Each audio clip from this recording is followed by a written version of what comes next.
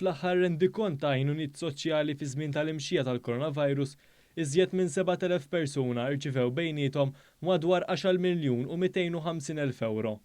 Dan ifisser li ras għal ras kull persuna ħadet medja ta' madwar 1,310 euro kull wieħed.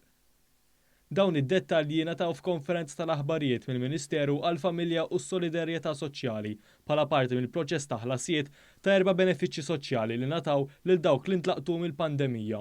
Is-Segretarju Permanenti fih dan il-Ministeru, Sir Mark Musu, qal li l-ammont jinkludi ftit iżjed minn miljun euro f'kontribuzzjonijiet tas-Sigurtà Soċjali. Semma wkoll li mal-500 persuna irritornaw għax-xogħol u għaldaqstant ma baqgħux jirċievu il-benefiċċju. Dawn żdiedu mal-5,891 persuna li żammew il-benefiċċju waqt li baqgħu jaħdmu. Dan ifisser li 6,379 impjiegi ieħor ġew salvati grazzi għall-iskemi li qed ħaddem il-Malta Enterprise biex issa ġew salvati mal-100,000 impjieg. In-numru ta' persuni li bil-mod il-mod qed jirritornaw għax-xogħol issa qed nitkellmu fuq kważi 500, ġifieri fil-fatt meta komplessivament f'xi mument jew ieħor ħallasna 7,800 benefiċjarju, illum fir-realtà ħallasna 7,300 x'kellek 500 illi rritornaw għax-xogħol.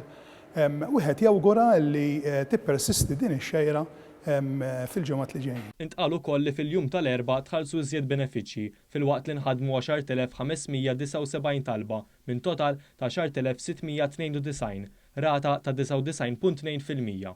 Il-Ministru Michael Falzon qal li l-ħidma ta' pajjiżna fil-qasam soċjali kienet rikonoxxuta b'ċertifikat ta' kemm dan il-Gvern irnexxielu jgħin in-nies u jikkontrolla din is-sitwazzjoni bla preċedent. Qed nitkellmu fuq numru ta' applikazzjonijiet li llum beda jqarab li 11,000 u daw kollha tista' tgħid li huma maħdumin.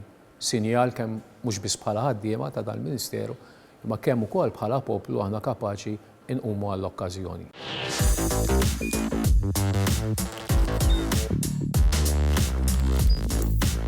Idħol fuq one.com.mt u hemmhekk tista' tara l-programmi kollha li jxandru fuq One permezz ta' One Play.